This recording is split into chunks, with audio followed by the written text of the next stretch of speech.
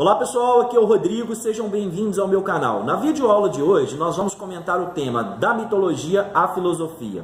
Buscar explorar essa transição, esse período e retirar alguns preconceitos a respeito da mitologia, já que ambos são saberes. Tanto mitologia quanto filosofia são saberes. Enquanto a filosofia é um conjunto de conhecimentos lógicos, racionais, com encadeamento, a mitologia vai trabalhar com a fantasia, mas a mitologia não é só fantasia. A mitologia também é concretude, já que ela vai buscar materializar aquilo que não é concreto, né? Ela é um jeito de fazer observar, é um jeito de fazer se perceber aquilo que se acredita, mas não se sabe exatamente como é. Partindo dessa ideia, tanto mitologia quanto filosofia vão buscar explicar a origem do mundo, a origem do universo, a origem dos seres. E, para tanto, vão se utilizar de dois termos, cada uma na sua área de atuação, que são a cosmogonia e a cosmologia. A cosmogonia, ela vai trabalhar com a ideia de observação, de razão, sim, mas não somente, porque a cosmogonia, ela admite a religião, o mito e a razão, a ciência. Já a cosmologia vai trabalhar com aquilo que é possível verificar com a razão, com a ciência, né? Com questões mais lógicas. Para você ter uma ideia, alguns exemplos dessas narrativas são, por exemplo, a origem do universo. Como é que surgiram as coisas, né? Como é que o mundo surgiu, como é que a humanidade surgiu. A mitologia vai se utilizar de uma narrativa fantasiosa com a qual não tem a intenção de fazer você se prender num encadeamento lógico do que está descrito ali, mas sim fazer com que você absorva os conceitos ensinados. E ela vai fazer isso sempre trazendo para nós a ideia dos deuses, do confronto entre os deuses, e que desses confrontos é que vão surgir as coisas. Por exemplo, ela vai narrar que no início de todas as coisas existiu o caos, e que depois do caos veio Gaia, e com Gaia veio Urano, que era o céu e a terra. Gaia, a terra, Urano, o céu. E da união dos dois nasceram os primeiros titãs, não é? E um dos titãs mais poderosos e mais fortes que surgiram, que nasceram deles, vai se chamar Cronos, que é considerado aí o deus do tempo. Acontece que Urano, ele ficava constantemente copulando aí com Gaia, né? Tendo relação com Gaia e fazendo filhos, sem parar o tempo inteiro, enchendo o seu ventre de filhos. Mas todo filho que ia nascendo, ele ia aprisionando no Tártaro, porque ele não queria dividir o seu reino ou ter a possibilidade de um substituto, de alguém lhe substituir. Obviamente, Gaia, não concordando com isso, ela resolve armar um de seus filhos, chamado Cronos, que é o deus do tempo, com uma foice, e trama com ele a fim de que Cronos possa mutilar o seu pai, possa castrar o seu pai Urano, e assim ele não faça mais filhos em Gaia e ela esteja livre. Dessa forma, Cronos vai proceder, vai castrar o pai e ele vai se separar então de Gaia, havendo essa separação entre céu e terra, de modo que racionalmente os gregos estão querendo nos ensinar que uma vez que se está separado do céu e da terra, você está condicionado ao Cronos, à cronologia, você está condicionado ao tempo. Percebe como que se utiliza de mitos, de religião? Porém, há um raciocínio lógico, há uma base para se explicar isso. Dentro dessa lógica aí dos mitos, Cronos, que agora governa a era dourada dos mitos, recebe uma profecia de que um de seus filhos também lhe destronaria. Com isso, ele se casa com Réia, que é a sua irmã, e passa a ter vários filhos. Só que ele vai devorando esses filhos a fim de que eles não possam destroná-lo. Com base nisso, Réia resolve salvar um de seus filhos. Quando nasce o seu filho chamado Zeus, ela pega uma pedra, enrola num pano e entrega para ele como se fosse seu filho.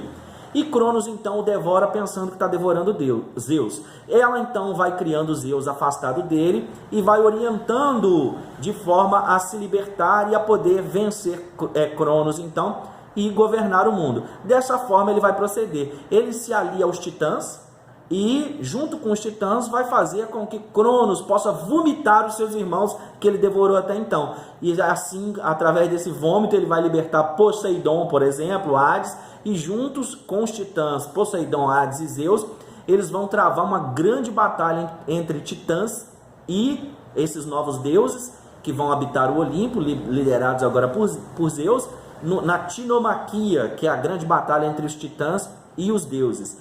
E dessa forma ele vai derrotar Cronos e vai assumir o controle do universo agora, liderando a partir do Monte Olimpo com seus outros irmãos. E uma vez que ele derrotou Cronos, que é o deus do tempo, ele agora se torna imortal, estendendo esse poder aos seus irmãos. Então a mitologia vai buscar uma série de mecanismos dentro do seu contexto para poder explicar de onde surgiram as coisas. Por exemplo, a humanidade teria sido criada por Prometeus, que era um amigo de Zeus, mas que traiu Zeus, entregando o fogo, a sabedoria, o poder, o conhecimento à humanidade, não é? Olha que coisa interessante.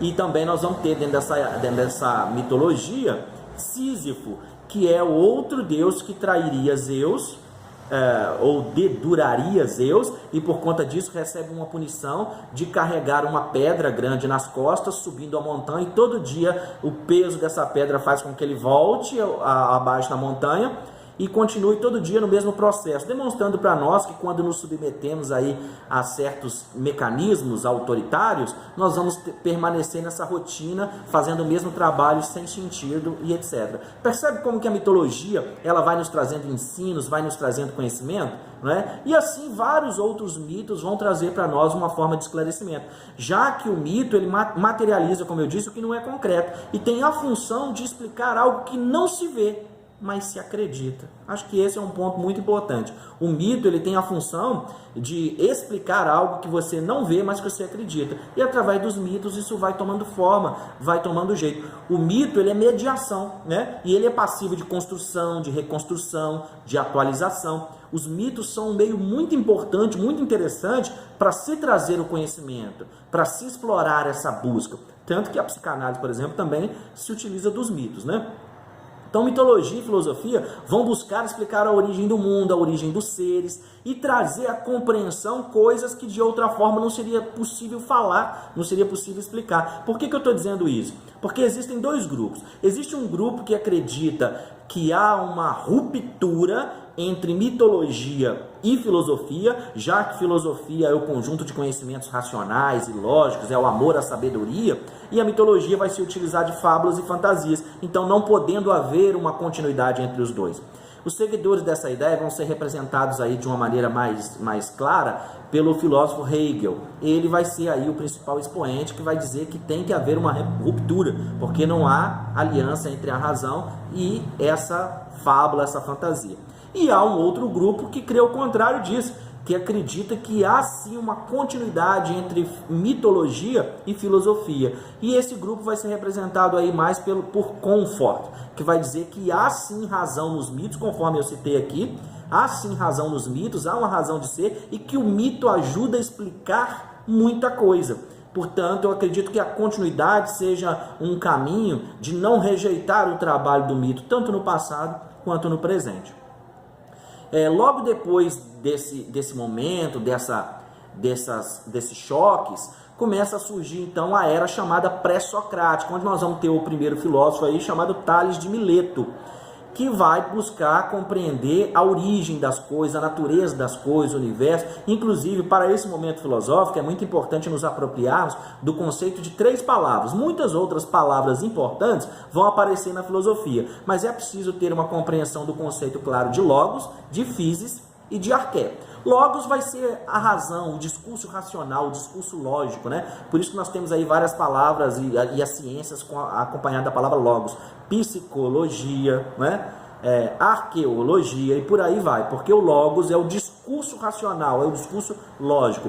E physis vai ser a natureza dos seres, né? Porque na filosofia a physis vai buscar compreender a natureza, mas a natureza dos seres. E arqué, que você pode fazer aí um mnemônico, lembrando sempre de arqueologia, arqué, que são palavras parecidas, né? Para não esquecer de arqué. O arqué vai estar mais ligado à origem da coisa, à origem do universo. O que estava no princípio das coisas, não é? Então essas 3 palavras vão ser muito importantes e elas vão movimentar aí Tales de Mileto, que é o primeiro filósofo. Porém, no vídeo de hoje eu não vou falar de Tales, porque eu tenho um outro vídeo já gravado que você deve assistir depois desse, com o título pré-socráticos, socráticos e pós-socráticos, onde eu vou explorar mais essas coisas. O vídeo de hoje eu quero trazer para você, então, essa importância em compreender a mitologia e a filosofia como duas formas de saberes. São duas formas de saberes. Uma lida com a fábula e com a fantasia e outra com o raciocínio lógico, encadeado, bem exato. A mitologia não está preocupada somente com o encadeamento lógico da narrativa, mas com que você absorva os conceitos pelo mito ensinado. Eu espero que o vídeo de hoje tenha sido esclarecedor, espero que você se inscreva no canal, que você possa ir clicar em curtir e que continue conosco assistindo os vídeos e mandando as suas perguntas e sugestões para que nós possamos gravar mais vídeos orientando a prática educacional. Eu sou o Rodrigo, seja bem-vindo ao meu canal, um forte abraço, não deixe de assistir aí o próximo vídeo sobre pré-socráticos, socráticos e pós-socráticos. Um abraço, até a próxima!